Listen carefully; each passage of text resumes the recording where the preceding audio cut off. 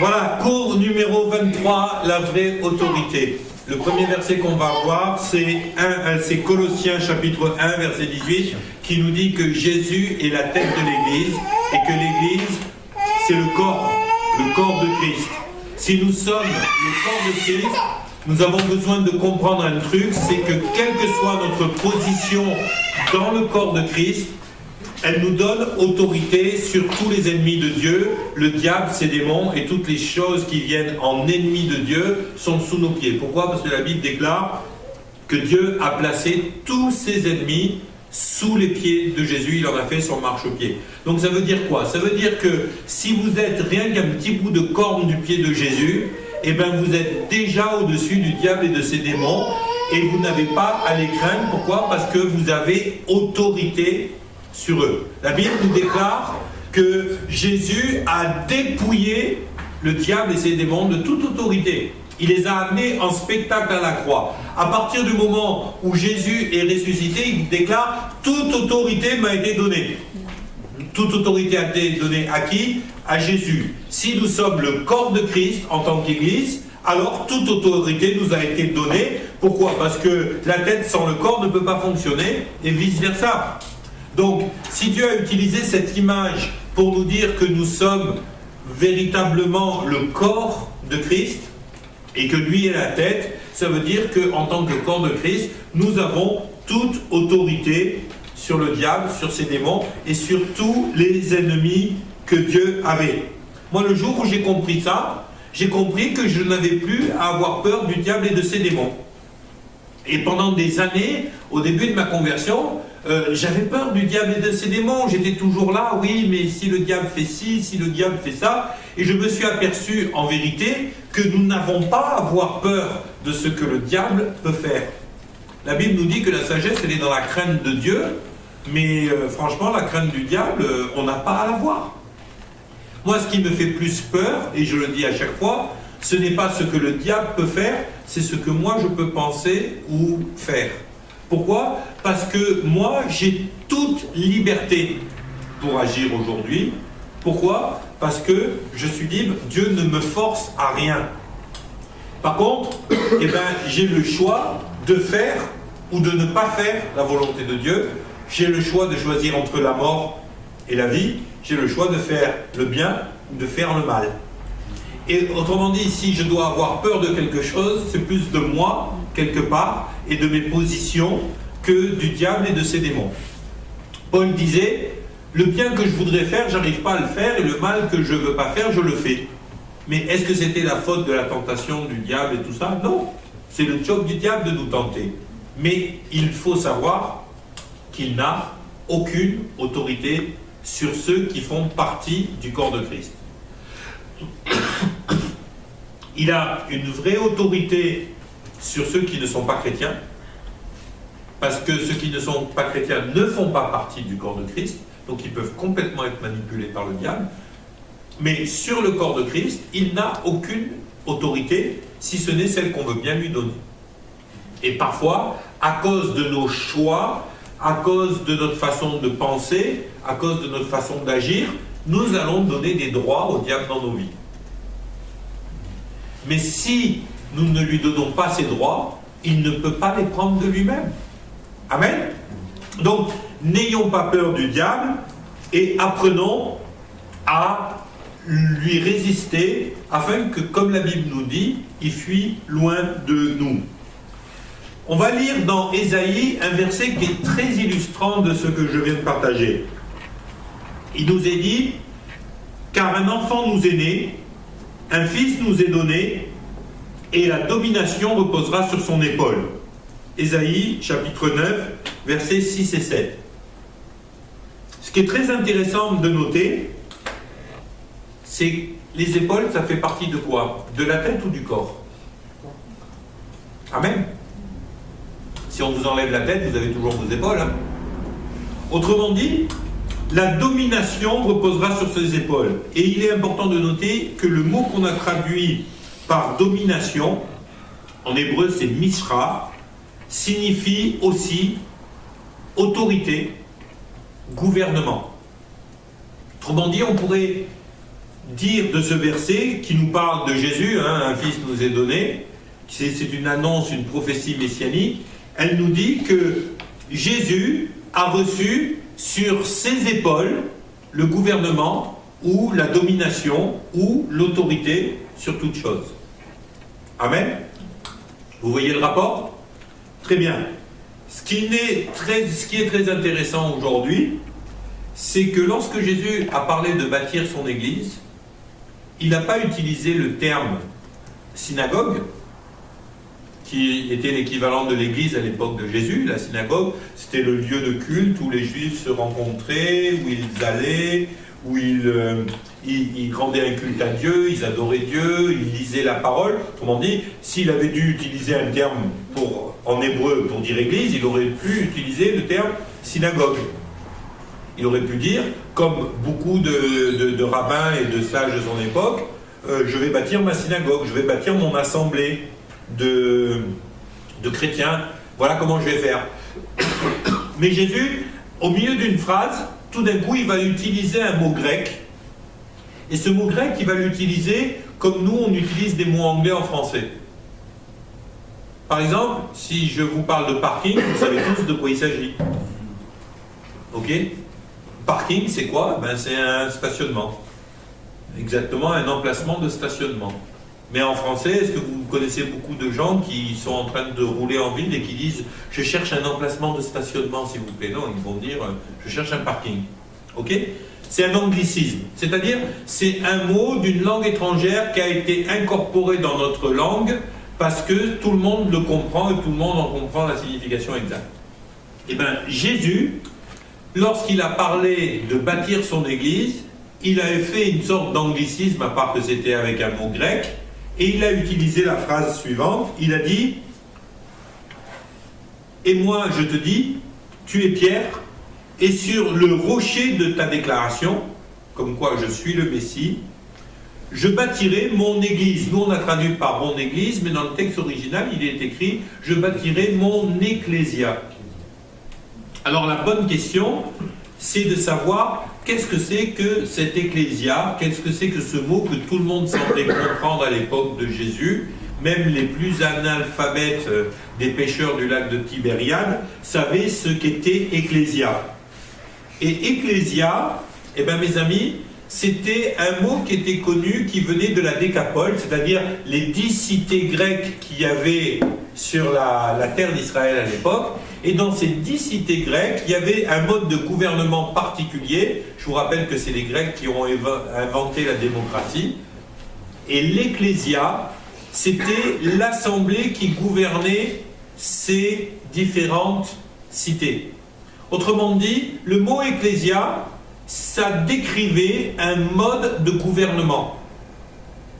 C'est ce même mot, ecclésia, au niveau politique, qui donne le nom à nos assemblées dans toutes les démocraties modernes. En France, on a l'Assemblée nationale.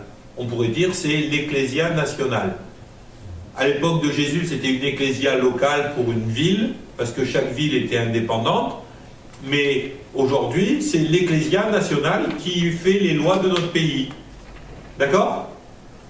Jésus a utilisé un mot qui signifiait clairement gouvernement. Quand il a dit à Pierre, je vais bâtir mon église, il a dit, je vais bâtir mon gouvernement sur la base de ce que tu viens de déclarer, comme quoi j'étais le Fils de Dieu, le Messie d'Israël. Intéressant, on revient au verset d'Ésaïe, le mot Mishra signifie autorité ou gouvernement. Si on prend ces deux versets et qu'on pousse le raisonnement, ça signifie quoi? Ça signifie que Dieu a prévu pour tous ceux qui allaient faire cette déclaration comme quoi Jésus était leur Messie, de faire reposer sur leur épaule le gouvernement de Christ. Et là, on est dans un truc qui est complètement différent de la notion de synagogue, qui est une assemblée qui se met à part pour prier, pour faire des choses spirituelles, tout ça.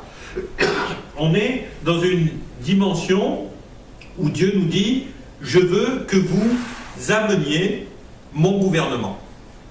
Alors, point très intéressant dans l'Évangile, c'est que lorsque Christ nous parle, il ne nous parle jamais de l'Évangile du salut, il nous parle à chaque fois de quoi?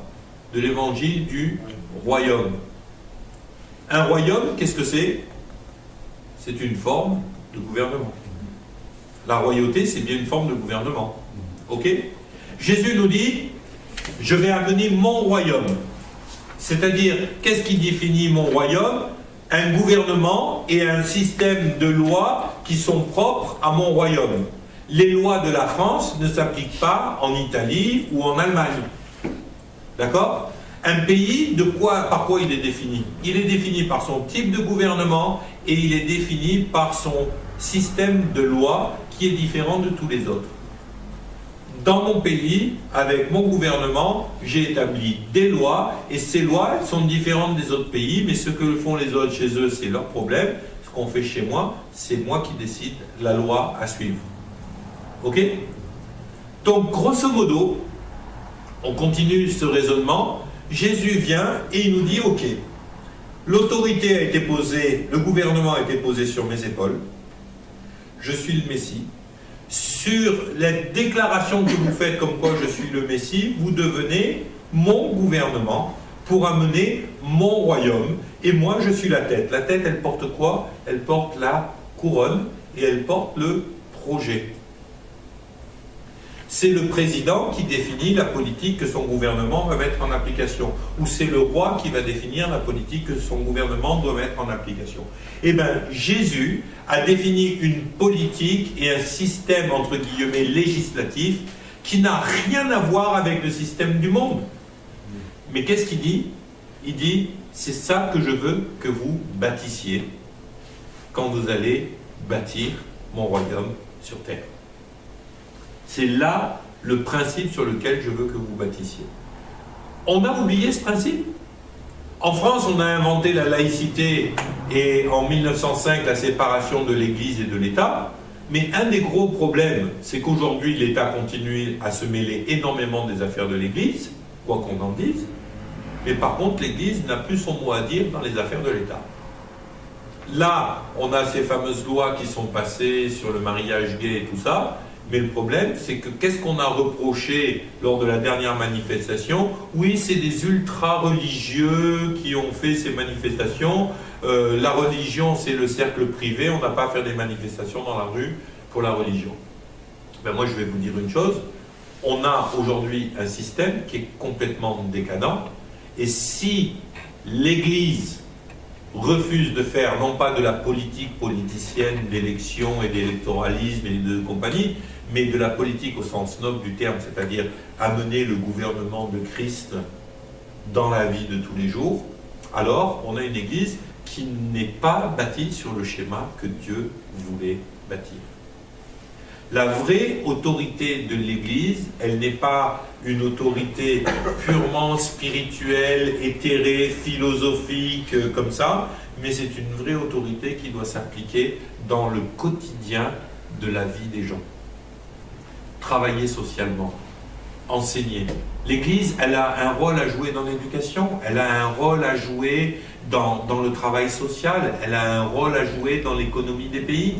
Pourquoi? Parce qu'elle est capable d'amener des solutions là où il n'y en a pas. À chaque fois que l'Église joue son rôle d'ecclésia, à chaque fois les nations prospèrent. À chaque fois que l'Église abandonne son rôle d'ecclésia, à chaque fois on voit les nations dégringoler petit à petit jusqu'à parfois disparaître. Amen. Matthieu, chapitre 18, verset 18, « Je vous le dis en vérité, tout ce que vous lirez sur cette terre sera lié dans les cieux, et tout ce que vous délierez sur cette terre sera délié dans les cieux. » Le problème aujourd'hui, c'est que l'Église n'agit plus pour lier ou délier des choses ni sur la terre, ni dans les cieux. L'Église, elle s'est mise à part du monde.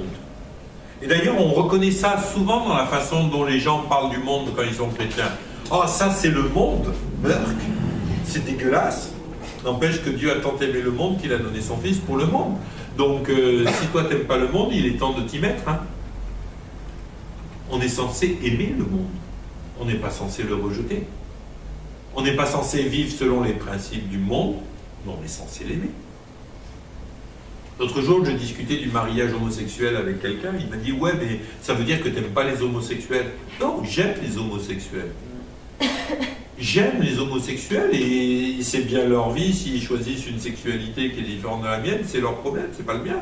Je n'ai pas à m'en mêler. Par contre, là où j'ai à m'en mêler, c'est quand on attaque une des institutions les plus sacrées de la parole de Dieu, qui est le mariage.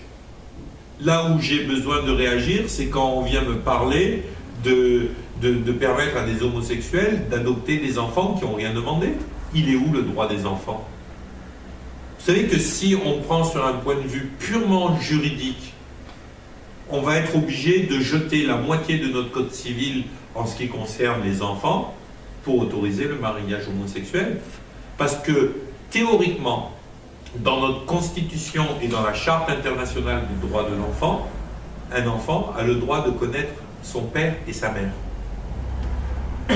Comment on fait? On lui dit, ah non, toi t'as que deux papas. Autrement dire, on dénie à l'enfant le droit de connaître sa mère ou son père. Parce que la parentalité n'existe plus au sens logique, naturel du terme, elle devient quelque chose de factice. Eh bien moi je vais vous dire une chose, où est l'Église? L'Église, elle était peut-être dans les rues, elle était peut-être sur Facebook, en train de crier sur Facebook, de signer des pétitions sur Facebook, mais ça fait des siècles qu'elle n'est plus là, l'Église. Ça fait des siècles qu'elle ne fait plus son travail qu'elle était censée faire, d'être une véritable autorité dans la nation. On devrait être la tête et pas la queue. Et aujourd'hui, on court tant bien que mal derrière la tête, parce que de toute façon, ça fait des siècles qu'on est la queue. Après, on se demande pourquoi le monde va mal, et bien voilà pourquoi le monde va mal. Voilà pourquoi le monde va mal. Ok? Deuxième point qu'on va voir à travers ce cours, c'est que la volonté de Dieu, pour nous, c'est quelque chose de merveilleux. Dieu nous veut du bien. Dieu, il n'a jamais prévu de nous faire souffrir. C'est pas sa tasse de thé, le matin, il se réveille, il dit tiens, je vais faire souffrir l'humanité, comme ça on va rigoler un bon coup. C'est pas du tout le plan de Dieu. Dans Galates chapitre 3, versets 13 à 14, on peut lire Christ nous a rachetés de la malédiction de la loi, étant devenu malédiction pour nous, car il est écrit maudit quiconque est pendu au bois, afin que la bénédiction d'Abraham et pour les païens son accomplissement en Jésus-Christ, et que nous recevions par la foi l'Esprit qui nous avait été promis. Alors, le premier point, vous m'avez peut-être entendu le dire déjà, mais le terme que nous avons traduit par recevions, par le verbe recevoir, en grec, c'est lambano. Et recevoir, c'est ça. Et imaginez que je vous envoie une lettre. Vous la recevez. Est-ce que vous avez fait quelque chose, vous? Non, c'est quelque chose de passif. Recevoir, c'est passif. Et quand on lit ce texte comme ça, afin que nous recevions par la foi l'Esprit qui nous avait été promis, on peut croire que ça se fait de façon indépendante de notre volonté. Mais quand vous prenez ce texte et que vous prenez le terme lambano qui a été traduit par recevoir dans nos Bibles, voilà la traduction exacte de ce mot en français. Prendre avec la main. Déjà, on n'est pas dans la réception là, on est dans la préhension. Prendre avec la main, se saisir d'une personne ou d'une chose afin de l'emmener. Se saisir. Je me saisis. Yes. Et on est loin d'être passif. Hein? Lutter pour obtenir. Prendre quelque chose qui nous est dû. Prendre ce qui est à soi, s'approprier, réclamer, se procurer. Ça, c'est les différents mots qui servent à traduire lambano en français. Lambano. Et dans la traduction de la Bible, en particulier Louis II, il est dit « afin que nous recevions ». Eh bien, on est là, on est passif, on attend le Saint-Esprit. Ah Seigneur, et si on n'a pas, c'est pas de notre faute, c'est Dieu qui nous l'a pas envoyé. Combien de fois on s'est défaussé de nos responsabilités sur Dieu? Mes amis, vous voulez le Saint-Esprit? Il vous faut le prendre par la main, le saisir comme une personne ou une chose pour l'emmener, prendre ce qui est à vous, s'approprier, réclamer, se procurer, lutter pour obtenir. Alors on est loin de « Ah Seigneur, j'aimerais tellement recevoir le Saint-Esprit. » Patate. Tu vas rien recevoir du tout. Bats-toi, prends ton dû. Alors imaginez ce verset maintenant, traduit comme ça. Si nous voulons avoir la bénédiction d'Abraham et son accomplissement en Jésus-Christ, il nous faut prendre par la foi l'Esprit qui avait été promis. Il nous faut nous saisir par la foi de l'Esprit qui a été promis. Il nous faut poursuivre jusqu'à ce que nous ayons obtenu l'Esprit qui nous a été promis. Si je vous promets quelque chose, moralement, légalement et tout ça, cette chose, elle ne m'appartient plus, elle vous appartient à vous. Si je vous promets de vous donner mon téléphone et que je ne vous le donne pas, je suis un voleur. Parce que j'ai gardé quelque chose qui était à vous. Est-ce que vous croyez que Dieu est un voleur? Non. Non. Est-ce que Jésus, il n'a pas fait la promesse de nous envoyer le Saint-Esprit? Oui. Ok, il a dit qu'il allait nous le donner? Oui. Alors si on ne l'a pas, c'est qui le menteur? C'est Jésus ou c'est nous? Ben non, c'est ni nous ni Jésus. Le menteur, c'est le diable qui nous fait croire que Jésus, peut-être qu'il ne voudrait pas nous le donner à nous parce qu'on n'en vaut pas la peine. Oh non, mais regarde comment tu es fait, quoi. Attends, tu rigoles ou quoi? Mes amis, c'est à vous, le Saint-Esprit. C'est le don de Dieu. Le Saint-Esprit, il est en vous, il habite en vous. Vous l'avez en vous. Vous n'en êtes peut-être pas conscient, mais le Saint-Esprit, il est en vous. Il voit tout ce que vous faites, il entend tout ce que vous dites et tout ce que vous pensez, et il est là en permanence avec vous. À vous de choisir ce que vous allez faire avec le Saint-Esprit en vous. Est-ce que vous allez en faire votre ami ou est-ce que vous allez en faire votre ennemi? Combien de fois j'ai fait du Saint-Esprit mon ennemi? Combien de fois le Saint-Esprit m'a parlé, je lui dis tais-toi, parce que je n'avais pas envie d'obéir. Et c'est pour ça que tout à l'heure je vous disais, c'est pas du diable que j'ai peur, c'est de moi. Parce qu'avec mon libre arbitre, je peux attrister le Saint-Esprit, je peux lui désobéir, je peux faire ce que je veux. Et il ne me forcera jamais en rien. Alors que le diable, la Bible est claire, et moi je crois que tout ce que dit la Bible est vrai. Soumettez-vous à Dieu, résistez au diable, et il fuira loin de vous. Alors arrêtons de croire que le diable, il n'a pas compris, il n'a pas lu la Bible, donc ça ne marche pas. T'as pas compris que tu devais fuir devant moi? Oh. Non, non, c'est pas qu'il n'a pas compris, il a très bien compris. Mais comme vous, la plupart du temps, vous ne le comprenez pas, eh bien, le diable, il se frotte les mains et puis il dit, ben, je reste, hein, puisqu'il ne me chasse pas, je reste. Mes amis, vous avez toute autorité sur le diable. Il ne peut pas résister au nom de Jésus. Amen. Il ne peut pas résister au nom de Jésus. Il n'y a pas un démon qui peut résister au nom tout-puissant de Jésus. Amen. Amen. Gloire à Dieu. Ah, ça me plaît ça. Me plaît aussi. Vous savez, le problème, c'est qu'on est tellement passif dans notre façon de voir l'évangile que l'on ne comprend pas, la plupart du temps, que toutes les promesses que Dieu nous a faites, elles sont basées sur le fait que nous soyons remplis d'autorité pour demander ce qui nous est dû. Bien sûr, si vous allez vers le diable et vous lui dites « Ouais, s'il te plaît, ce temps, tu ne pourrais pas me donner ça ?» Il vous regarde et vous dit « Mais qui tu es, toi ?»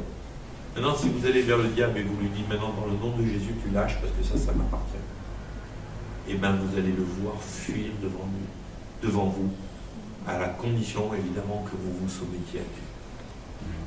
Amen. La réalité est tout autre. Vous savez, parfois, les gens, ils me disent « Ouais, on vit dans la grâce. On vit dans la grâce et on attend que tout nous tombe tout cuit dans la bouche. Et on a l'impression que Dieu va nous bénir de force. Mais je vais vous dire une chose, la grâce sans la foi, c'est du pipeau. La grâce sans la foi, c'est du pipeau. La grâce sans la foi, ça ne fonctionne pas. La grâce, c'est quoi? La grâce, c'est Dieu qui vous tend une bénédiction. Voilà, il vous tend la bénédiction. Ah, il est là, il dit, allez, vas-y, prends-la. Et est-ce qu'elle a le téléphone dans la main? Non. Non, parce qu'elle n'a pas mis sa foi en action. La grâce, c'est Dieu qui vous tend la bénédiction. La foi, c'est vous qui tendez la main pour attraper la bénédiction. La foi et la grâce, c'est deux choses qui fonctionnent ensemble. Et par grâce, Dieu nous dit, je t'ai tout donné. Faut-il encore que nous nous en saisissions par la foi? Dieu, il ne nous a pas pris pour des petits chiens. Vous savez, moi parfois, Goofy, je le regarde, et puis je le vois, il me regarde avec ses yeux larmoyants.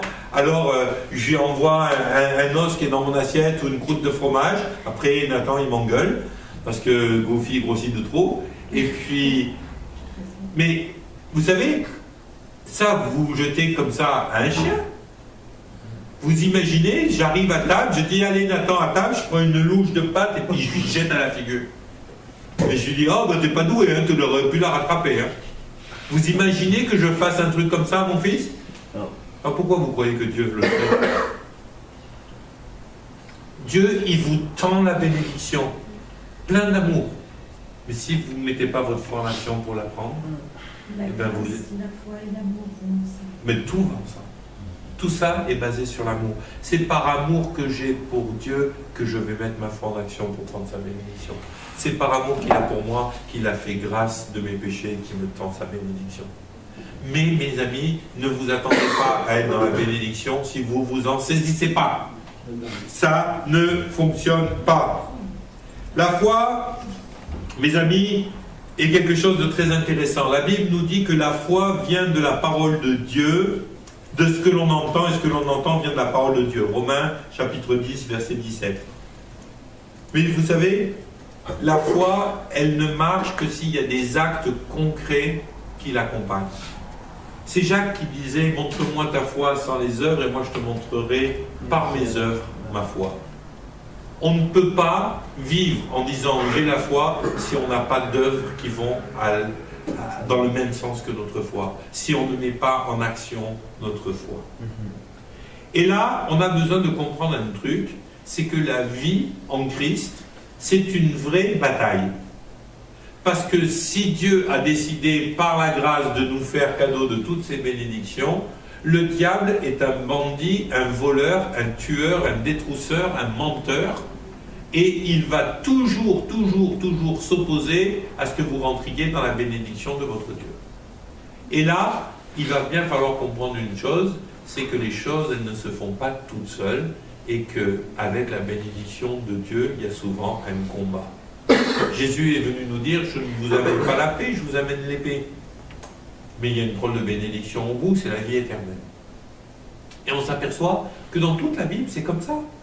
Prenez Moïse, il est au pied du Sinaï, il vient de recevoir les 10 commandements, il y en a déjà un paquet qui sont morts parce qu'ils s'avaient fait un veau en or, et puis là il envoie 12 espions dans la terre promise, les 12 s'en vont, il y en a 12 qui reviennent, il y en a 10 qui disent « Ah, c'est exactement comme Dieu l'avait promis ». Il y a juste un problème, il y a des géants. Et vis-à-vis des géants, on se sentait comme des sauterelles. C'est assez intéressant, hein? Qui a dit que c'était des sauterelles? Personne. Ils ont, eux, dit, on se sentait comme des sauterelles. C'est leur propre regard sur leur petitesse supposée qui a fait qu'Israël a passé 40 ans dans le désert. C'est pas le diable. C'est pas les géants qui les ont attaqués puisqu'ils sont revenus les 12. C'est leur regard sur eux-mêmes qui a fait qu'ils ont passé 40 ans dans le désert. Quel regard portes-tu sur toi? Si tu regardes à ta vie comme étant quelqu'un de faible et d'incapable, eh bien tu n'arriveras jamais à triompher. Mais si tu regardes à ta vie selon les promesses que Dieu a faites, alors là, non seulement tu vas triompher, mais tu vas prendre la terre promise et tu vas voir la gloire de Dieu dans ta vie. Amen. Amen. On va dire une autre histoire dans l'Ancien Testament, c'est l'histoire de David à un moment donné où il s'est fait attaquer par les Amalécites. C'est dans 1 Samuel au chapitre 30.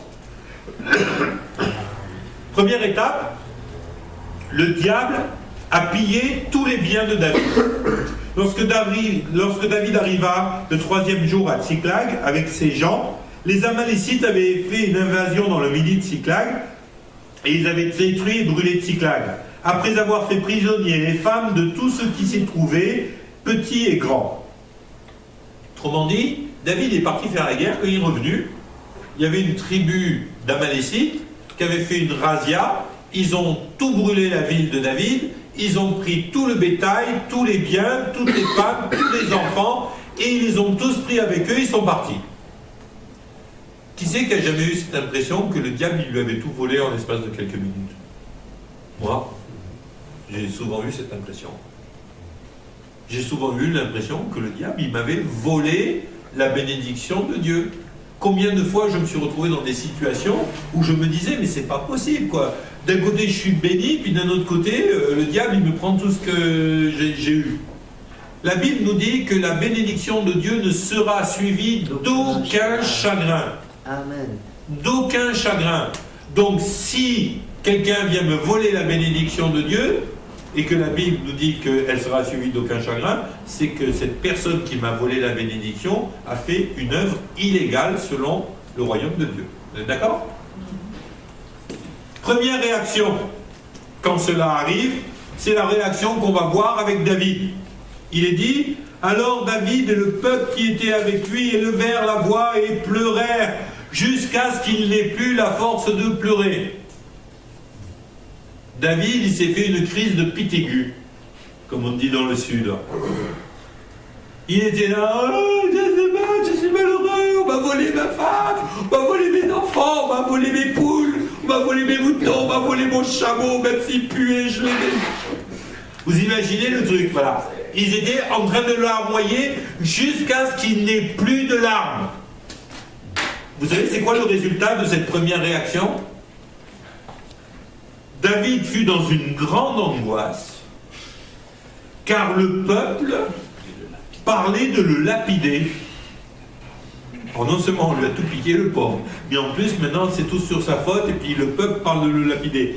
Parce que tous avaient de l'amertume dans leur âme, chacun à cause de ses fils et de ses filles. Vous savez, on commence par angoisser, et au bout d'un moment, pour se débarrasser de son angoisse, de sa culpabilité, de tout ça, on va toujours être à la recherche d'un bouc émissaire. Ça n'a pas marché dans ma vie, le diable il m'a payé, et c'est certainement la faute d'Émile. Voilà. Si Émile il avait fait ce qu'il fallait, hein. Bon, qu'est-ce que vous en pensez? On le lapide? Ouais. De toute façon, on est plus nombreux, hein. Hein? Il n'arrivera pas à nous résister. Allez. Et là, ils ont décidé de lapider David. Mais c'est tellement systématique comme schéma. Combien de fois il y a un truc qui va de travers dans une église, il se passe un truc dur dans une église, et allez, ça y est, tout le monde, c'est la faute du pasteur, on commence à traiter le pasteur comme un moins que rien, on commence à le pourrir, à le jeter, et tout ça, et puis allez, hop, lapidons le pasteur. Ah, gloire à Dieu, c'est d'une logique, c'est tout à fait ce que Dieu attendait du peuple de Dieu, c'est qu'il lapide son pasteur. Waouh, génial. C'est ça qu'on est censé faire? Vous savez, ce qui est terrible dans le corps de Christ, c'est que la plupart du temps, c'est la première et la seule armée que je connaisse où dès qu'il y a quelqu'un qui tombe un genou à terre, qui est blessé, et bien la première chose qu'on fait, c'est de l'achever. C'est intéressant comme concept. Voilà. On achève les hommes de Dieu qui tombent. Mais c'est d'une aberration, ça. Mais c'est terrible.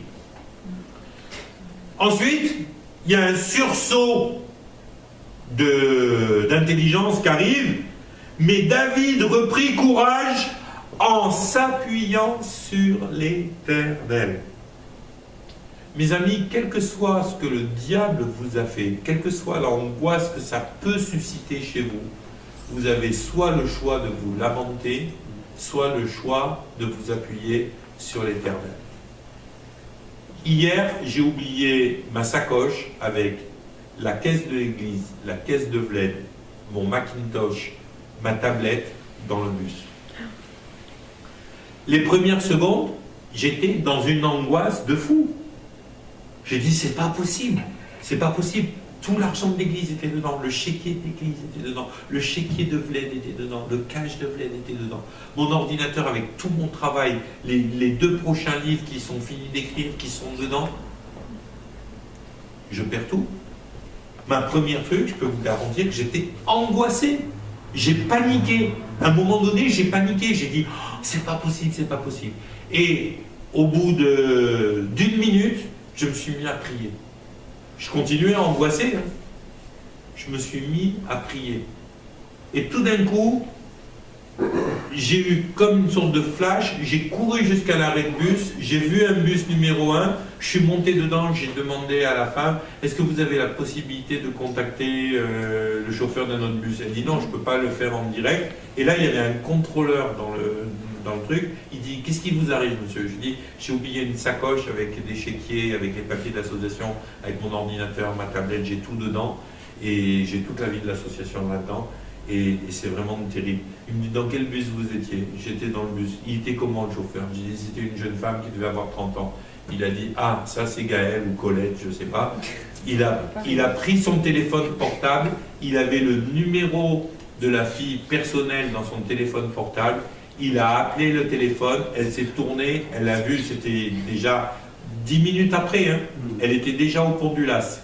Elle a vu la sacoche de l'ordinateur sur le siège là où je l'ai laissé. Elle a arrêté le bus, elle est allée, elle a pris la sacoche, elle a mis avec elle à l'avant du bus. Ouais. 1 heure après, j'ai récupéré, parce qu'elle finissait son service, dans le même bus, 1 heure après, quand il remontait vers la Compiègne, à 1h15, j'ai pu récupérer la sacoche avec l'ordinateur. Merci Seigneur. Mais je vais vous dire une chose, c'est que, merci Seigneur, qu'à un moment donné, au-delà de mon angoisse et de ma panique qui était réelle, et bien sûr mes amis que parfois il nous arrive un truc, le gars qui me dit oh non moi j'ai la foi je panique pas, et bien tant mieux pour toi, moi je panique parce que j'ai paniqué. Mais par contre ce que je sais c'est que dans la minute qui a suivi, j'ai commencé malgré l'angoisse et malgré la panique, j'ai commencé à prier. J'étais là, je criais à Dieu, Seigneur, c'est pas possible, je veux pas que ça arrive, c'est pas possible que ça arrive. Et on a prié tous ensemble. En 10 minutes après, je savais que mon ordinateur il était en sécurité. Ou un quart d'heure après, je savais que l'ordinateur était en sécurité. Vous voyez, Dieu est bon, Dieu agit, mais il a besoin que nous aussi, nous agissions dans le bon sens. Amen. Amen. David a la bonne réaction. Il reprit courage en s'appuyant sur l'Éternel son Dieu.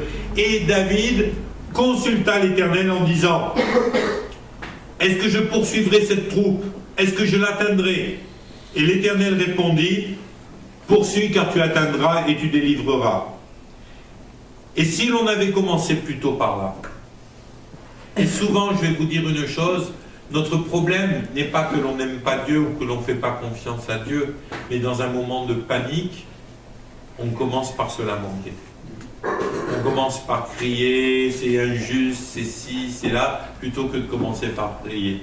Mais si on commençait par prier, moi, le quart d'heure d'angoisse que j'ai eu, je ne l'aurais peut-être pas eu si j'avais commencé par prier. Je ne l'aurais peut-être pas eu si j'avais commencé par prier. Parce que Dieu avait un plan pour que ce maquis soit là, pour que les sacoches de l'église soient là, pour que l'argent, les chéquiers et tout le matériel de l'église soient là. Dieu avait un plan pour ça. Si j'avais d'abord consulté l'Éternel et si je m'étais d'abord appuyé sur l'Éternel, j'aurais évité un quart d'heure d'angoisse. Alors merci Seigneur, en quelques minutes je me suis mis à prier et puis je ne me suis pas laissé. Peut-être qu'il y a quelques années en arrière, ça m'aurait pris des semaines avant de me remettre. Là, ça a été quelque chose de réglé en un quart d'heure ou une demi-heure. Et je vais vous dire une chose, ça devrait être systématique. entraînez-vous à marcher dans cette autorité. Satan, tu n'as pas le droit de me prendre mon ordinateur. Tu n'as pas le droit de prendre un sacoche de l'église, tu as été vaincu à la croix. Et on a vu le résultat. Le résultat de cette attitude chez David, c'est que non seulement il a rattrapé les Amalécites, mais écoutez ce qu'il est dit. David les battit depuis l'aube jusqu'au jour et jusqu'au soir du lendemain. Il sauva tout ce que les Amalécites avaient pris, et il délivra aussi ces 2 femmes, et il ne leur manqua personne. David prit tout le petit et le menu bétail, et tous ceux qui conduisaient le troupeau marchaient à sa tête et disaient « c'est ici le butin de David ». Donc non seulement David, il a récupéré tout ce qui lui appartenait, à lui et à ses hommes, mais en plus de ça, il a récupéré tout ce qui appartenait aux Amalécites. Et la Bible nous dit plus tard que David, en plus de ça, prit le butin qu'il prit aux Amalécites et il est allé le distribuer à des villes en Israël qui souffraient de la famine. Il a travaillé à l'œuvre de Dieu. Moi, je vais vous dire une chose, les amis. Il est temps que l'argent de la drogue, que l'argent de la prostitution, que l'argent de la corruption soit arraché au diable pour être utilisé pour la gloire de Dieu. Vous savez, un jour, quelqu'un me disait « Ouais, mais ça, c'est de l'argent sale. » Moi, je ne connais pas l'argent sale. Moi, je ne connais pas l'argent sale. Moi, ce que je sais, c'est que l'argent, quand tu l'utilises à la gloire de Dieu, il est propre. Parce qu'il est sanctifié par Dieu. Il est sanctifié par ce que tu fais avec. Il est temps qu'on voie des choses comme ça. Il y a quelques années, j'avais lu aux États-Unis, on vivait aux États-Unis, puis j'avais lu un témoignage sur Internet d'un gars qui est arrivé un jour dans une église avec un sac, et dans le sac, il y avait 1 500 000 $ US. Et il est arrivé, il a déposé le sac à l'offrande. Il est arrivé en larmes, il a déposé le sac à l'offrande et il est parti. Et le pasteur a vu ce gars qui déposait un sac à l'offrande, il ne savait pas ce que c'était, et puis il a ouvert le sac, il y avait 1 500 000 $ dans le sac. Et quelques jours après, le pasteur a vu au journal télévisé, le gars c'était un gros dealer de cocaïne qui faisait des trucs comme ça. Et le gars, il a été touché par la grâce de Dieu, il a déposé le sac et après il est allé se rendre, et c'était au journal télévisé. Personne ne savait où était l'argent, mais le gars est allé se rendre à la police en disant voilà, je suis un dealer de coke, je suis recherché par la DEA, je m'appelle comme ça, je viens me constituer prisonnier. Et vous savez pourquoi il s'est constitué prisonnier? Parce qu'il avait été touché par Dieu. Le pasteur, avec ce 1 500 000 $, a créé une clinique pour soigner les plus pauvres. Vous savez, aux États-Unis, vous êtes pauvre, vous êtes pas dessous, ben vous crevez. Et bien, il a créé une clinique pour soigner les plus défavorisés de Los Angeles. Voilà. Et quelques 10 ans après, quand l'autre il est sorti de prison, et bien le pasteur avec les anciens, ils sont venus l'accueillir à la sortie de prison et ils l'ont amené à la clinique, ils lui ont dit voilà ce qu'on a fait avec ton argent. Ben moi je vais vous dire, c'est des choses comme ça, on devrait les voir arriver de plus en plus souvent, parce que la Bible nous dit que là où le péché a abondé, la grâce a surabondé. Amen. Amen. Le diable est vaincu. Amen. La Bible nous dit il a été dépouillé. Dépouillé. C'est-à-dire qu'on ne lui a rien laissé. Si je viens, je vous dépouille, c'est que vous vous retrouvez nus et vous n'avez plus rien. Le diable, il a été dépouillé.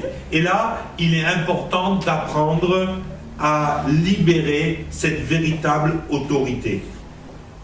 La Bible nous dit, je vous ai donné le pouvoir ou l'autorité de marcher sur les serpents, les scorpions et toute la puissance de l'ennemi. Pas juste un petit peu. Il nous a été donné de marcher sur toute la puissance de l'ennemi. Amen. Le problème, c'est que la plupart du temps, on confond l'ennemi avec les gens autour de nous. La Bible nous dit, nous n'avons pas à lutter contre la chair et le sang, mais contre les dominations, les puissances et tout ça. Mes amis, arrêtons de nous battre entre nous. Moi, l'autre jour, il y a quelqu'un qui m'a dit « Ah ouais, mais tu te rends compte, telle église, ils disent ça, ça et ça à ton sujet. » Je lui ai dit « Ben, tant mieux, tant pis, je sais pas quoi dire. » Il me dit « Ah ouais, mais tu réagis pas ?» J'ai dit « Moi, j'ai pas le temps, je me bats contre le diable, j'ai pas le temps de me battre contre les frères en Christ.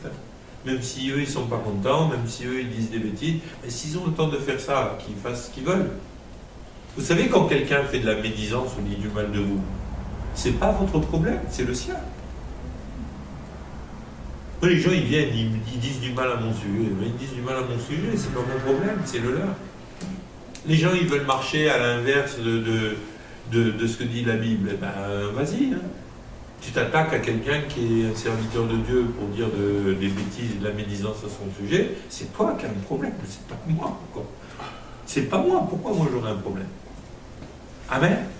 Apprenons à réagir comme il faut vis-à-vis de ces choses-là, parce que si nous ne réagissons pas comme il faut, on va se retrouver en galère. Si à chaque fois que quelqu'un nous agresse, on rend le mal pour le mal, alors on se retrouve dans une galère monstrueuse. On n'arrivera jamais à aller au-delà de ce que le diable nous permettra de faire. N'essayez pas de vous battre contre le diable avec les armes du diable. Ça ne marche pas. Soyez des gens qui ne vous battez pas avec les mêmes armes que le diable vient vous taper dessus. Si quelqu'un vient et qui commence à faire de la manipulation pour essayer de détourner les gens de vous, n'essayez pas de manipuler les gens pour qu'ils restent. Parce que vous êtes perdus d'avance. Je vais vous dire, la manipulation, c'est véritablement une arme démoniaque. Moi, il y a quelques années, il y a quelqu'un qui me dit « Ouais, mais pourquoi tu fais pas ci, pourquoi tu fais ça t'as qu'à... » Voilà, parce que j'étais pas content, parce que les gens arrivaient toujours en retard au culte. Il m'avait dit « Ben, t'as qu'à dire que le culte, il commence à 9h30, et comme ça, ils arriveront à 10h, comme ça, tu peux commencer le culte à l'heure. » Je me refuse de faire ça. Parce que si je fais ça, c'est de la manipulation. Je ne vais pas manipuler les gens pour qu'ils rentrent dans le royaume de Dieu. Parce que si je les manipule, ils ne rentreront pas dans le royaume de Dieu pour autant. Amen. Amen.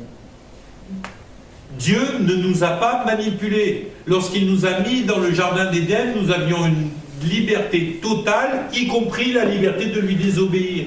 Parfois, les gens ils me disent « Ouais, mais pourquoi Dieu il a mis l'arbre qu'il ne fallait pas toucher dans le jardin, il n'aurait pas mis, il n'y aurait pas eu tous ces problèmes. » Mais s'il n'avait pas mis, nous n'aurions pas été à l'image de Dieu, nous aurions été des marionnettes. Comment tu peux savoir que les gens t'aiment vraiment si tu ne leur donnes pas la possibilité de manifester autre chose que de l'amour à ton égard? Si le gars il n'a pas le choix de t'aimer, eh bien, comment tu peux être sûr de son amour? Moi, vous savez, je dis régulièrement ça aux gens. La première fois que je l'ai entendu dire, c'était par Claude Payan. Mais j'espère que je vous ai déjà déçu. Et si je ne vous ai pas encore déçu, eh bien, j'espère que je vous décevrai bien vite. Parce que je ne peux pas être sûr de votre amour tant que je ne vous ai pas déçu. Je ne suis pas parfait, je n'ai pas la prétention de l'être, mais ce que je sais, c'est que l'amour que je vous porte n'est pas lié au fait que vous m'ayez déçu ou pas. Il est lié au fait que je vous aime. C'est tout. Maintenant, si vous n'êtes pas capable d'aimer au-delà de votre déception, c'est que vous ne m'aimiez pas vraiment. C'est quoi l'amour? L'amour, c'est quelque chose qui est capable de surpasser tout le reste. Mais s'il n'y a rien à surpasser, vous n'arriverez jamais à savoir si vous aimez vraiment ou si vous êtes vraiment aimé. Amen. Maintenant, n'allez pas chercher à décevoir exprès les gens pour savoir s'ils vous aiment, parce que là, vous entrez dans la manipulation. Mais mes amis, je vais vous dire une chose, si l'amour que vous me témoignez ne peut pas supporter une déception, eh bien, il ne vaut pas grand-chose cet amour-là. Pourquoi? Parce que 1 Corinthiens 13 nous le dit, l'amour supporte tout, l'amour pardonne tout. Ça veut dire quoi? Ça veut dire qu'il y a des choses à supporter, qu'il y a des choses à pardonner. S'il n'y a pas ces choses-là, ben mes amis, vous n'aimez pas véritablement. Amen. Apprenez aussi à vaincre le mal par le bien. Moi, je me souviens quand j'étais à l'école biblique, j'avais eu un cours que j'avais trouvé bizarre sur le coup, mais c'était « Vivez dans l'esprit inverse ».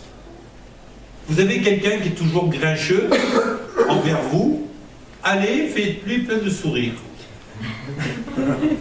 Et bien vous allez le voir que très rapidement, le gars il va se mettre à vous sourire. Il y a quelqu'un qui vient avec agressivité, rigolez. Et vous allez voir que le gars, l'agressivité, elle tombe. Je vais vous donner le témoignage de Cathy. À l'époque où j'étais éducateur de rue, je travaillais dans une truc, ça s'appelait la cantine savoyarde. On faisait de l'insertion sociale et on donnait des repas à des gens qui n'avaient vraiment rien. Et un jour, Cathy, elle est venue, elle était enceinte de Nathan, et elle était enceinte de Nathan, et elle est venue me chercher à mon boulot pour qu'on aille à la réunion de prière. Donc elle était descendue, elle a garé la voiture, et puis comme elle avait garé un peu loin, elle a marché, c'était 7h du soir, elle a marché, et puis là, c'était une vénelle, une petite rue toute petite là. Et puis elle a marché jusque-là. Et évidemment, dans cette rue, il y avait tous les clochards, les toxicos, les alcoolos, tout ce que vous vouliez qui étaient là. Et puis il y a un mec qui est sorti d'une porte cochère, elle l'a reconnu parce qu'elle a bien vu que c'était un gars de la cantine, et puis elle les connaissait. Hein. Il est sorti avec un couteau pour l'agresser. Alors il est arrivé avec son couteau, il a dit « Ouais Et Cathy, elle a regardé, et puis elle lui a souri, puis elle a rigolé. Elle dit « Ça va ?» Et il a plié les couteaux, il est parti. Après, elle arrive, elle me raconte ça, mais j'ai halluciné sur le coup. J'ai dit, mais t'es folle, tu te rends compte? Et puis elle me dit, ouais, je sais pas, j'ai pas pensé à autre chose, j'ai juste souri, j'ai rigolé. J'ai dit, ça va. Mais vous pouvez vaincre le mal par le bien. Vous ne pouvez pas vaincre le mal par le mal. Parce que, qui c'est qui a vu le film de 7e élément? Fifth Element, de Bruce Willis. C'est un super film. Moi, je suis fanatique de ce film. Je vais le voir au moins 20 fois. Parce que, franchement, je pense que ce film a une onction réellement prophétique. Alors, ça n'a rien à voir avec Dieu, c'est un film de science-fiction, tout ça. Mais je vais vous dire, il y a des films, Dieu utilise souvent le cinéma comme vecteur prophétique pour dire les choses, pour prévenir l'Église. Quand vous regardez ce film, vous voyez à un moment donné le mal absolu là qui s'approche de la terre. C'est définitivement le diable qui vient pour la destruction de la terre. Et puis il y a des sortes de prêtres d'un ordre machin, des extraterrestres aussi, qui peut repousser grâce au 5e élément. Mais à un moment donné, toutes les armées, les vaisseaux de la terre vont vers le mal absolu. Et puis ils tirent des premiers missiles, puis des deuxièmes missiles encore plus forts, puis là tous les vaisseaux tirent tous leurs missiles ensemble, et plus les missiles tapent dans le mal qui est en train de s'approcher, plus le mal grandit. C'est un principe, mes amis. Si vous essayez de lutter contre le diable avec les armes du diable, vous ne faites que le renforcer dans votre propre vie. On ne peut pas lutter contre le mal avec le mal. On ne peut lutter contre le mal qu'avec le nom de Jésus-Christ. Apprenez à vaincre le mal par le mal. Dans Romains chapitre 12, versets 17 à 21, il est dit « Ne rendez à personne le mal pour le mal. Cherchez ce qui est bien devant tous les hommes. Si ton ennemi a faim, donne-lui à manger. S'il a soif, donne-lui à boire. Ne te laisse pas vaincre par le mal, mais surmonte le mal par le bien. » Mes amis, Jésus ne nous dit pas de ne pas vaincre le mal. Il ne nous dit pas de ne pas nous défendre du mal. Vous savez, parfois il y a des chrétiens qui sont ultra pacifistes, machin et tout ça. Mais écoutez, je suis désolé, hein, si à un moment donné il n'y avait pas des soldats qui avaient décidé de venir mourir en Normandie ou sur les plages de Bretagne ou sur les plages de la Côte d'Azur pour libérer l'Europe de la botte du nazisme, eh bien on serait encore tous à faire des Heil Hitler. Hein. Ok, ça ne veut pas dire d'être pacifiste, ça ne veut pas dire de tout accepter. Mais je vais vous dire une chose, quand vous êtes confronté au mal, que votre première réaction soit de résister au mal par le bien. Amen. Jésus nous dit, aimez vos ennemis, bénissez ceux qui vous maudissent. Ah, c'est pas facile, hein? Mais on n'a jamais dit que c'était facile. Mais par contre, si vous faites ça, vous êtes assurés d'être les fils de votre Père qui est dans les cieux.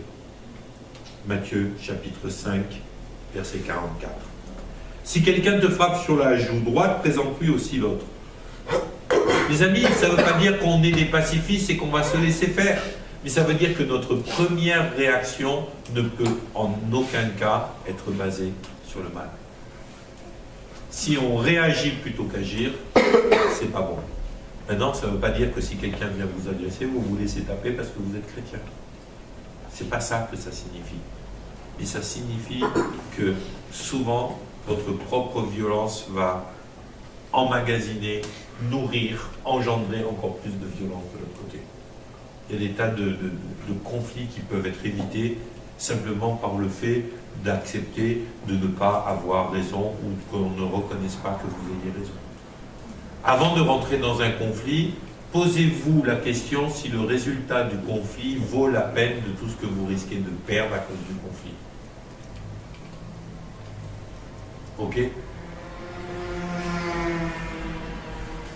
Le même principe s'applique lorsque Jésus nous enseigne à prier le Notre Père et qu'il dit « Père, pardonne-leur car ils ne... Père, pardonne mes offenses comme nous pardonnons à ceux qui nous ont offensés. » On doit apprendre à pardonner ceux qui nous offensent. Parce que le non-pardon, c'est comme une sorte de venin et d'amertume qui nous pourrit la vie.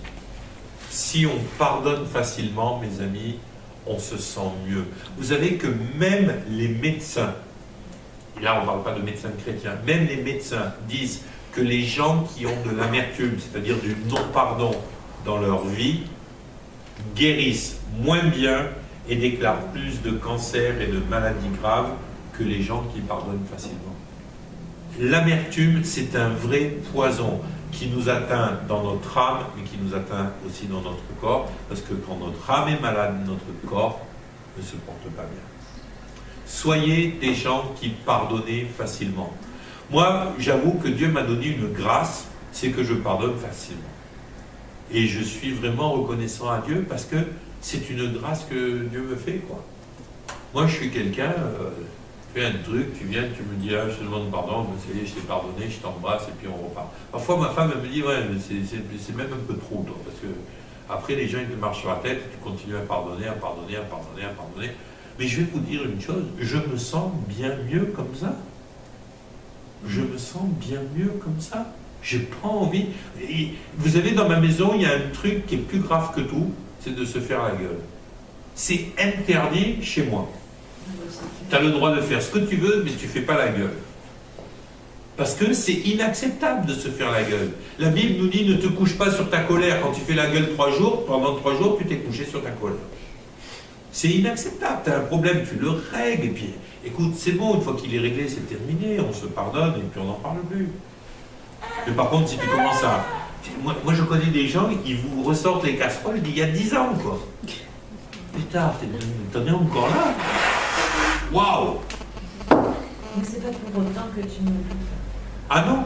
D'accord. Et non, et on apprend même. On apprend la prudence, on peut apprendre des tas de choses. Mais, mes amis, c'est pareil. Les gens, parfois, ils pensent que pardonner, c'est ne plus souffrir. C'est pas vrai? Regardez Jésus sur la croix. Il dit, Père, pardonne-leur, ils ne savent pas ce qu'ils font. Est-ce qu'il a arrêté de souffrir une fois qu'il a fait cette prière? Non. Mais nous, parfois, on est là, allez, quelqu'un nous a fait du mal, on pardonne, et puis tout d'un coup, on dit, ah, j'ai pas dû pardonner parce que j'ai encore mal. Mais non, tu as pardonné. Tu as pris la décision de pardonner. Et tu as une souffrance, tu as besoin de guérison. Et mes amis, si vous êtes dans cette situation, que vous avez pardonné à des gens, mais que vous avez encore de la souffrance dans votre cœur, venez, on se voit en entretien, et puis on va de l'avant avec ça. Et on fait avancer les choses dans votre vie, afin que vous ayez vos guérisons. Mais ne restez pas dans la douleur. Mais ne laissez pas le diable vous dire que vous n'avez pas pardonné. Amen. Souvent, les chrétiens ont l'impression que être fort... Souvent, les chrétiens ont l'impression que Être fort, c'est agir avec leur propre force, et que si on pardonne facilement, si on laisse tomber, si on accepte de parler avec douceur, si on accepte de venir contre la violence de quelqu'un avec un cœur humble et avec de l'affection et tout ça, il dit ouais, mais c'est un signe de faiblesse, et puis si tu es faible, les gens vont t'écraser. Ben moi je vais vous dire une chose, je n'ai pas le sentiment de me faire souvent écraser par les gens. Les seuls gens où j'ai eu vraiment le sentiment d'avoir été écrasé, vous savez c'est qui? C'est à chaque fois que je me suis mis en colère. Et quand je me mets en colère, et moi j'ai vraiment un problème avec ça, j'ai vraiment dû lutter contre ça, et gloire à Dieu parce que ça a beaucoup changé, mais j'espère que ça changera encore plus et encore plus et encore plus. Mais je vais vous dire une chose, à chaque fois que je me suis mis en colère et que j'ai pété un câble, à chaque fois, tout ce que j'ai ressenti dans mon cœur du regard des gens, c'était du mépris. À chaque fois que j'ai réagi avec douceur aux agressions des gens, à chaque fois, ce que j'ai reçu et ce que j'ai senti des gens, c'était du respect. Apprenez à vivre avec un esprit de douceur. Jésus nous dit, soumettez-vous à moi, autrement dit, acceptez mon autorité. Pourquoi? Parce que je suis doux et humble de cœur. Amen. Soumettez-vous à moi parce que je suis doux et humble de cœur. Et moi je crois que vous verrez qu'il y a beaucoup de gens qui sont prêts à se soumettre à votre autorité et à votre sphère d'autorité quand vous êtes capable de manifester de l'humilité et de la douceur. Et vous apercevrez que l'autorité, elle n'est pas basée sur le nombre de décibels que vous êtes capable de faire sortir quand vous criez, mais elle est basée sur le fait que, quelles que soient les circonstances, les gens voient que vous tenez le cap dans le calme et la douceur. Ça, c'est la vraie autorité. Ce n'est pas d'être faible que d'agir comme ça, mais au contraire, c'est de témoigner une force de caractère particulière. La vraie autorité, mes amis, c'est la mort à soi. Ce n'est pas facile de suivre les principes qu'on vient de décrire pour marcher dans l'autorité. C'est pas facile de ne pas angoisser, de ne pas paniquer. Ce n'est pas facile de parler avec douceur quand les gens viennent vous agresser. Et en fin de compte, vous vous apercevez que tout ça, c'est une véritable mort à soi. Parce que parfois, vous avez l'impression que vous vivez une injustice et vous vous dites « Waouh !» Plutôt que de chercher à me faire justice moi-même, je vais être doux, calme et humble de cœur. Et puis vous vous dites, ouais, mais ça, c'est comme une mort à soi. Ben, je vais vous dire une chose, c'est que Jésus, il nous a montré qu'est-ce que c'était en allant sur la croix. Il nous a montré qu'est-ce que c'était. Comment est-ce que Jésus a vaincu la toute-puissance de Satan et ses démons à qui la terre entière appartenait? En acceptant d'être mené à la croix, la Bible nous dit, comme une brebis à l'abattoir.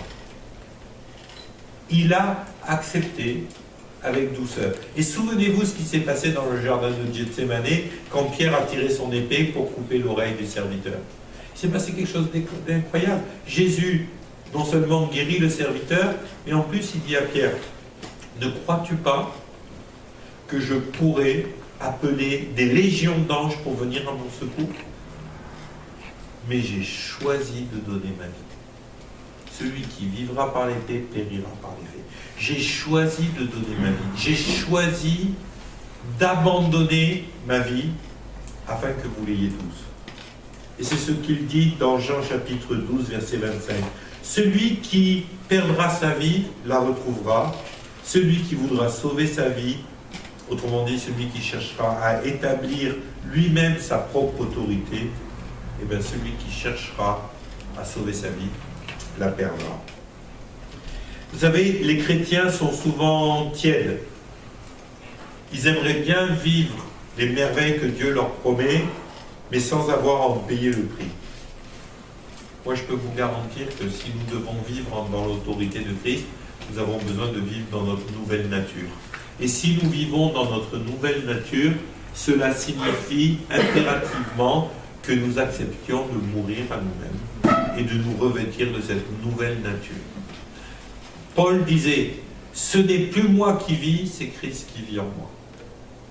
Ce n'est plus moi qui vis. Ma vieille nature, elle a besoin d'être expulsée de ma vie. Elle a besoin de mourir à travers les eaux du baptême.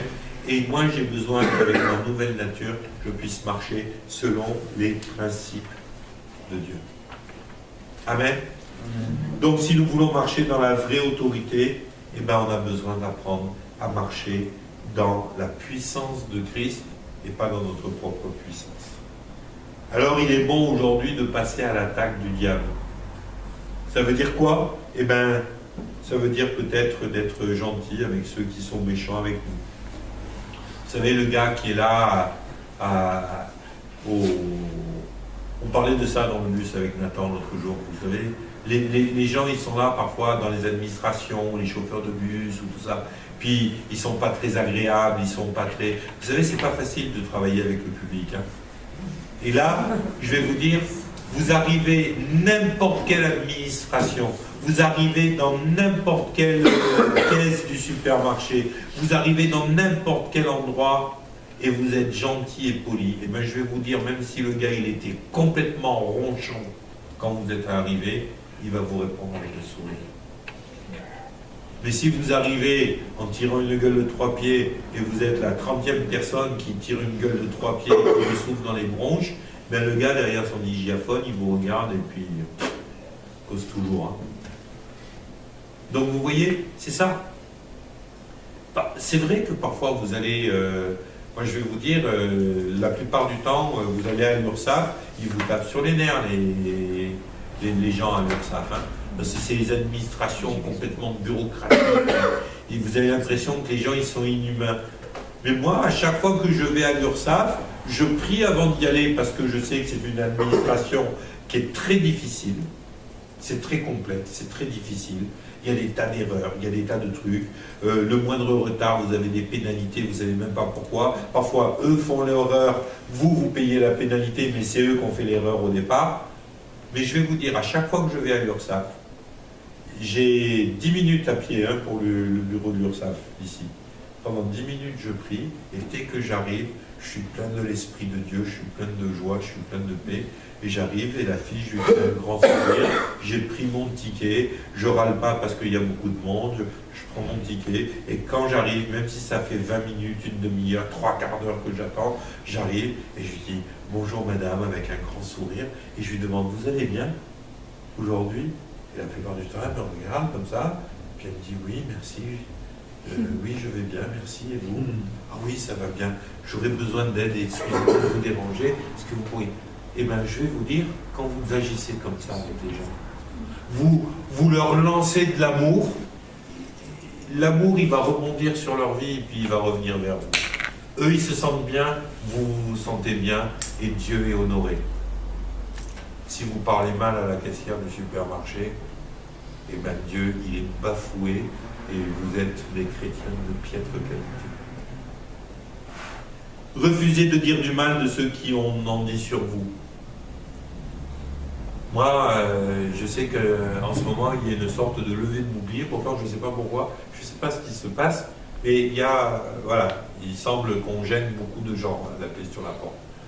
Voilà, il y a des gens, ils s'énervent tout seuls après nous. Je suis rentré d'Abidjan, oui, vendredi, machin.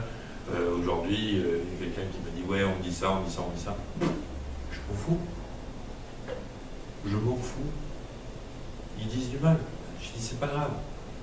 La personne elle me dit, ouais, mais moi ça m'énerve qu'ils disent du mal de toi parce qu'ils te connaissent même pas. Ben, écoute, c'est pas grave.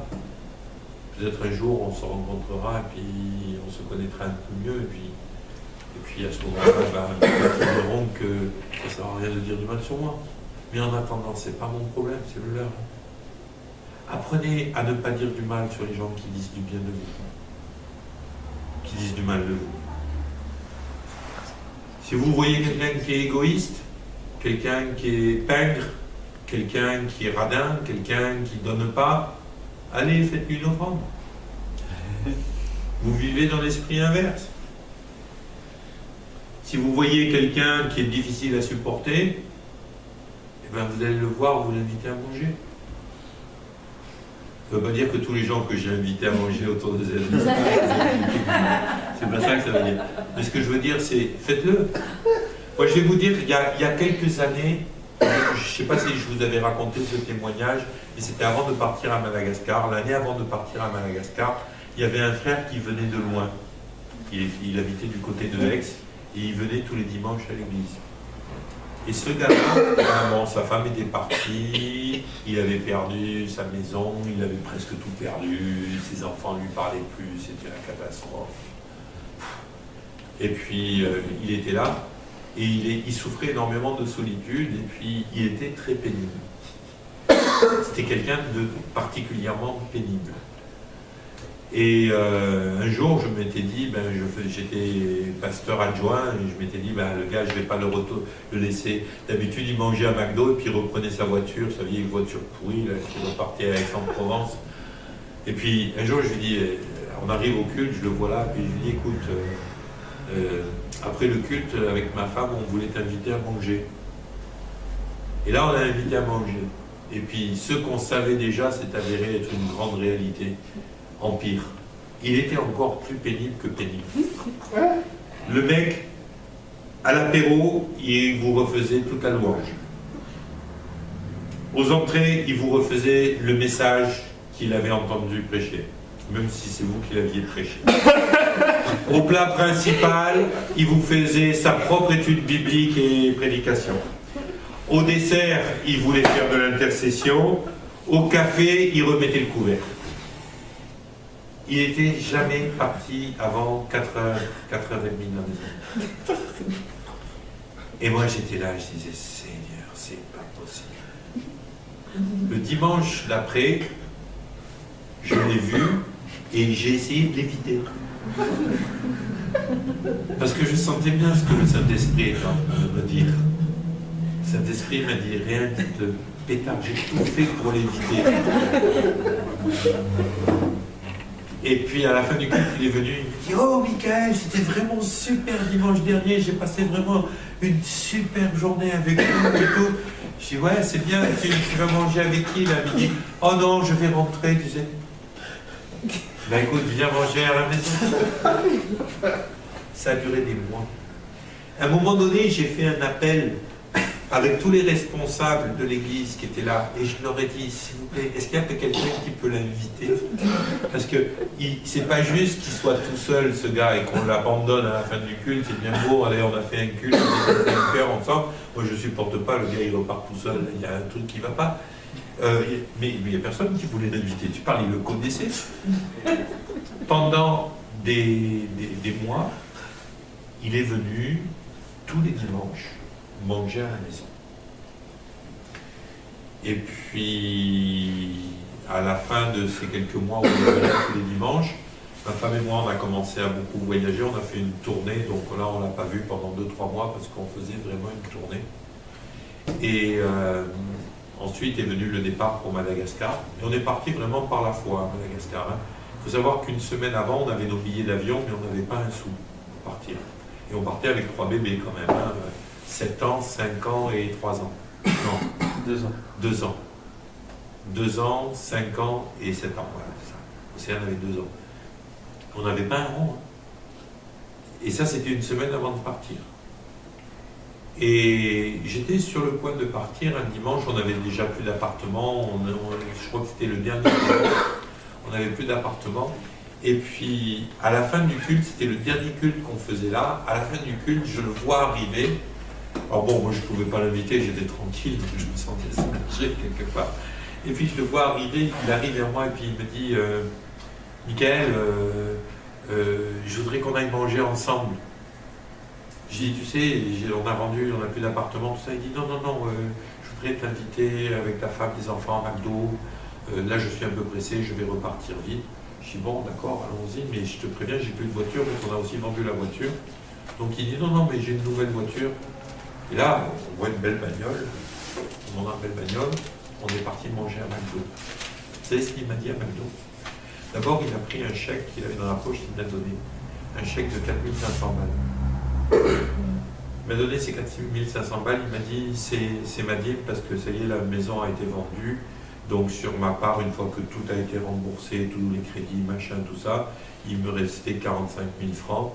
Donc je ça c'est ma dîme, je voulais te la donner à toi.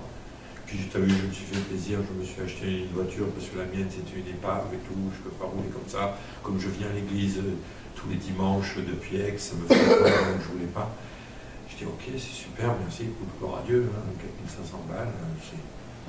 Et puis là, c'était il y a 20 ans, hein, 4500 balles. Hein. Vous dites 3000 € aujourd'hui. Oui. Et vous savez quoi? Là, on était en train de bouffer nos hamburgers à McDo. Et puis il me dit, tu sais le jour où tu m'as invité? Je dis ouais, je me souviens, ouais, la première fois. Ouais. J'ai failli lui dire, tu parles que je m'en souviens.